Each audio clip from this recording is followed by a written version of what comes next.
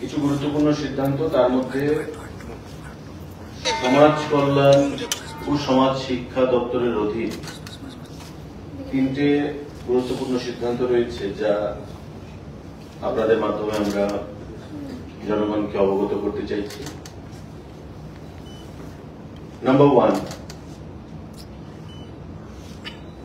Chief Minister's scheme for pensions with intellectual disabilities under Education, Social Welfare and Social Education Department, সমাজ কল্যাণ এবং সমাজ শিক্ষা দপ্তরের অধীন আমাদের যে স্কিম রয়েছে, যারা ইন্টেলেকচুয়াল ডিসেবিলিটিস রয়েছে 60% এর বেশি, যারা ডিসেবল মোর দেন 60%, তাদেরকে রাজ্য সরকার সিদ্ধান্ত গ্রহণ করেছে তাদের যে ভাতা সেটাকে বৃদ্ধি করার, এবং সেই ভাতা বৃদ্ধি করে আমাদের ক্যাবিনেট মিটিংয়ে 5,000 টাকা করা হয়েছে। যারা ইন্টেলেকচুয়ালি ডিসেবল, দিব্যাঙ্গ যাদেরকে আমরা বলি, সেই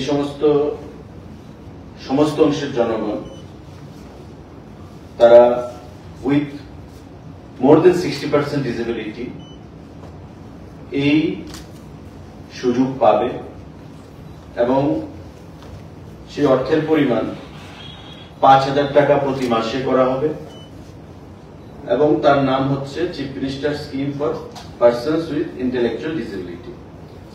এখন বলা যেতে পারে যে ইন্টেলেকচুয়াল ডিসেবিলিটি কারা কারা। মাল্টিপল ডিসেবিলিটিস অনেকের রয়েছে, অনেকের cerebral palsy, mental illness, intellectual disability, মানে অনেকে দেখবেন আপনারা মেন্টাল ইলনেস থাকে, মানসিকভাবে যারা প্রকৃত অর্থে মানসিকভাবে সুস্থ নয়।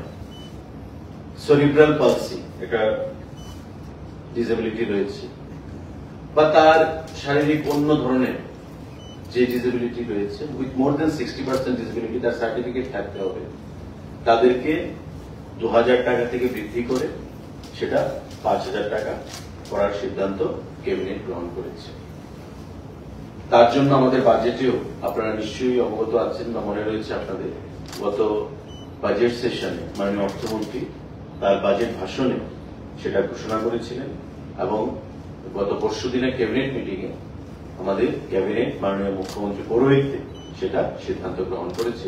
খুব শীঘ্রই সেটা শুরু হবে। 5,000 টাকা মান্থলি পাবে যারা ইন্টেলেকচুয়ালি ডিসেবল, 2,000 থেকে বৃদ্ধি করে 5,000 টাকা তাদেরকে প্রদান করা হবে। উইথ মোর দেন 60% ডিসেবিলিটি যাদের সার্টিফিকেট রয়েছে তাদেরকে সেটা প্রদান করা হবে।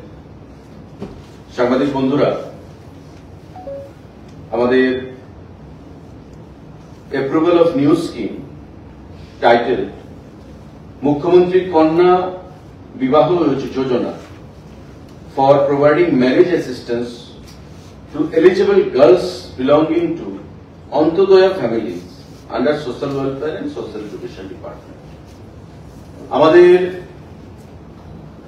গত বাজেট সেশনে মাননীয় অর্থমন্ত্রী ঘোষণা করেছিলেন, এবং মাননীয় মুখ্যমন্ত্রীর সদিচ্ছায়, যে অন্তোদয় পরিবারে যে সমস্ত কন্যা সন্তানরা রয়েছে তাদেরকে বিবাহের জন্য 50,000 টাকা আর্থিক অনুদান প্রদান করা হবে।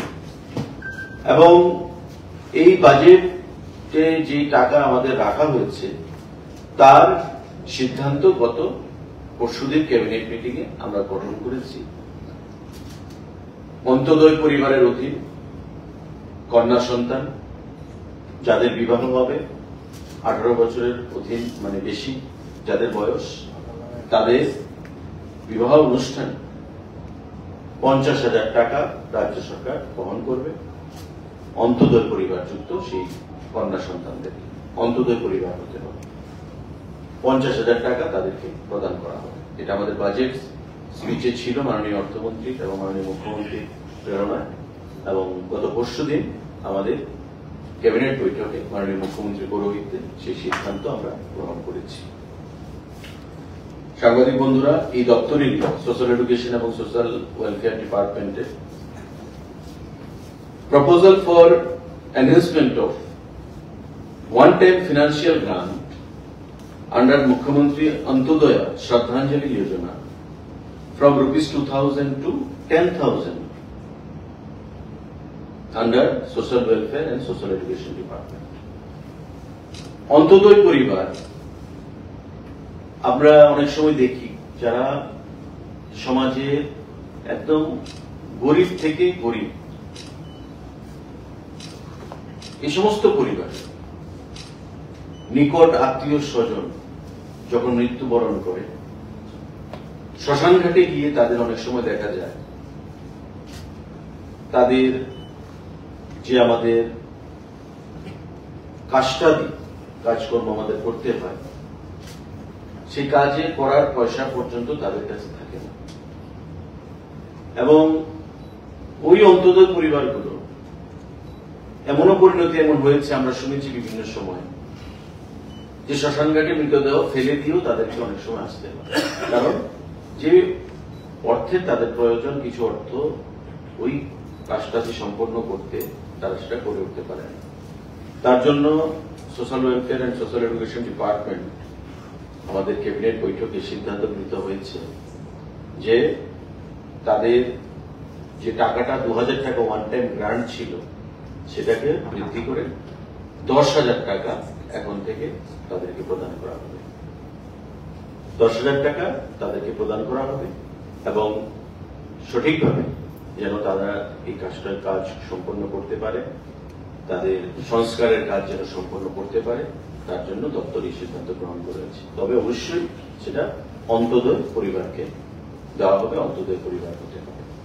এই তিনটে সিদ্ধান্ত গ্রহণ করা হয়েছে। অনেক সিদ্ধান্ত রয়েছে, কিন্তু তার মধ্যে তিনটে গুরুত্বপূর্ণ সিদ্ধান্ত যেটা ডাইরেক্টলি জনগণের সঙ্গে যুক্ত, এবং তিনটা সিদ্ধান্তই সেখানে আমাদের সমাজ কল্যাণ দপ্তর এবং সমাজ শিক্ষা দপ্তরের অধীন।